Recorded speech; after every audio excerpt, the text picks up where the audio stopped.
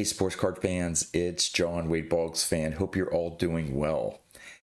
At the beginning of the year, I did a video for my goals for 2026, both for my collection and my YouTube channel. And for my channel, I said that for this year, it's going to be a drama-free zone. That I'm not going to talk about, negative stuff in the hobby. I'm not going to do rants. No negativity in my videos. I want everything to be positive. So when you start hearing me talk about something here that I just wanted to sort of get off my chest, you may think, well, John, this sounds a little negative or down or pessimistic, but trust me, at the end of the video here, I am going to have a positive take on my thoughts here. So over the last year, maybe a little bit more, I've been noticing a lot of my hobby friends, those who I hang out at Strongsville, the National, follow on YouTube. I'm in 2 Discord groups, other social media. More and more, I'm seeing them move toward pre-war cards, adding pre-war cards to their collection, and in some cases, consolidating their collection, selling off some other things, and taking those proceeds and buying some really cool pre-war cards. And I'm sure at this upcoming Strongsville / Independence show, a lot of the people that I'm going to be hanging out with are going to be picking up some really cool pre-war cards. And for me, I'm going to be looking for a 68 Topps Jim Palmer, a 1970 Willie Mays, maybe a 65 Roberto Clemente for my 100 cards for $10,000 list. And for videos, more and more videos I'm seeing on YouTube are focused on pre-war cards, collaborations talking about pre-war sets, auction watch videos where they're taking a look at the latest auction that's ending, and a lot of the focus is on the pre-war cards that are ending and what they're selling for, and who's picking up what pre-war card. And I'm more and more I'm getting the feeling that I'm not part of that collecting group anymore, where there used to be that commonality of picking up cards from the 50s and 60s, maybe even the 70s. I had that common bond with fellow collectors, and it just seems that I'm losing touch, maybe that connection with some of my collector friends out there, or participating in videos or on Discord, that I don't really have much to add to conversations when they're talking about their latest pre-war card that they picked up. I mean, obviously it's say, hey, that's congratulations, the card's awesome and stuff, but I don't have the knowledge, I don't have the experience in buying pre-war cards, and the fear of missing out in the hobby. It's true, and it's a strong feeling. You see all these, collectors out there buying really cool pre-war cards. And like I said, I've been focusing on 50s, 60s, and 70s cards. And there's part of me that says, should I be switching over and picking up pre-war cards? And I have a limited hobby budget, and right now I'm still focused on the cards that I have in my various projects that I want to add to my collection. But at the same time, it's, do I want to fit in with everyone? Do I want to go with the flow and get into pre-war cards? And for me, that's not something I want to focus on right now. Someday, I would love to start adding pre-war cards to my collection. But at this point, I'm working on what I want to work on. And so here's the positive spin that I want to put on this topic. I collect cards for myself. I buy cards that I want to have at this point in time in my collection. I'm not building my collection to keep up with other people, to collect the same things that other people collect. So I'm not, I'm not a follower. I'm building my own collection as I see fit right now. And like I said, whether it's 5 years from now, 10 years from now, God willing, I have hopefully 30 more years of collecting baseball cards. And at some point, I know I'm going to get into vintage cards. Now, by the time I do, are a lot of the cards already going to be gobbled up and in collections? Maybe.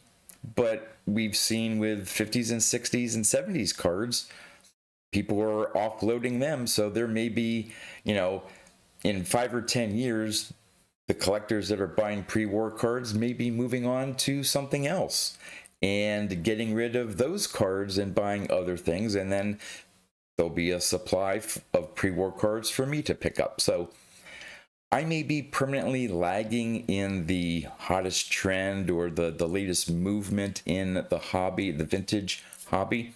And I'm okay with that. And so should you. So for those of you who are noticing the same trend and maybe thinking the same thing of, man, I'm collecting this. Maybe I should, collect pre-war cards as well, because everyone else seems to be, that's the hottest thing now in the vintage hobby, at least to me, from what I'm seeing on YouTube and discussions on social media, Discord, all that stuff. It's the conversation is more and more to pre-war cards. In some cases, I'm seeing people collecting stuff from the 50s that are rare, unique items. The trend seems to be picking up cards that most people don't have. So again, the base tops cards of players from the 50s, 60s, and 70s, they seem to have moved off on, where I'm still trying to build that part of my collection. So if you're in the same boat as I've been feeling lately, stick to what you enjoy collecting. Whether you have certain projects, whether you collect certain players or teams, and that's what you enjoy, stay with it. Don't get pulled away and off on different tangents where you're doing it only because other collectors are doing it. Stick to your lane, like I'm going to be sticking to my lane. When I go to Strongsville or Independence, when I go to the National, I'm going to have my list of cards that are on my various projects that I want to pick up. I'm not going to say, oh, wow, you picked up this 1933 Gaudy card. Well, let me look for one. One day I will. One day I want to pick up some Gaudis and some more T206s and some of the other tobacco cards, the confectionery cards, all that stuff. I eventually want to add them to my collection, but I'm not at the point right now where I want to devote my hobby money to those cards. And I know the longer I wait, the more expensive those cards are probably going to be. And there may be cards that I may have, say at the National, I may have enough money to buy one of them now. And if I wait 5 years, I may not be able to afford that card. I understand that, and I'm okay with that, because I build my collection around the cards that I want with the budget that I have. There are cards right now from the 50s that are out of my price range. And I understand that I may never get those cards unless my financial situation changes. And I'm okay with that. And so should you. So my advice for not only myself, but for you out there that may be in a similar situation is enjoy your collection as you want it to be, not what other people are collecting. This isn't a competition. This is for your personal enjoyment within the hobby. So, like I said, while I started off this video maybe in a negative tone, I ended in a positive note, sort of a more of a reinforcement of what my goals are for my collection, my current goals for my collection. And sometimes it takes a video like this, or thinking about your collection, taking a pause, taking a step back, and okay, what is it that I want to do with my collection? And right now, I want to stay the course. I want to continue 50s, 60s, and 70s, working on player runs, working on Hall of Fame runs. That's what I want to do. That's the enjoyment that I'm getting from the hobby right now, and I want to continue that. Now, I'm going to get to a point where I've done the certain player runs and certain things, and maybe I'm getting down to I've gotten a lot of the more important ones, and there's ones that are just maybe too expensive. Then maybe I'll say, okay, you know what, I can maybe devote some of my hobby dollars to picking up some pre-war cards, and it's going to be a slow process, a gradual process, just like it did when I started my vintage collection probably close to 6 years ago now.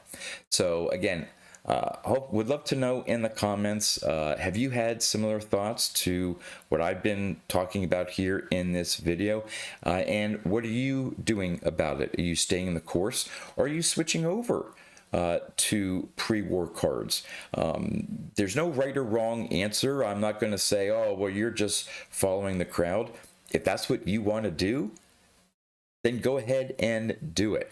But for me, I'm going to enjoy going to the independent show, the national, continue to look at eBay and find the cards that I currently want in my collection. And right now, that's 50s through 70s cards. So I appreciate all of you listening. Again, we'd love to know your thoughts in the comments. And with that, that's all I have for you.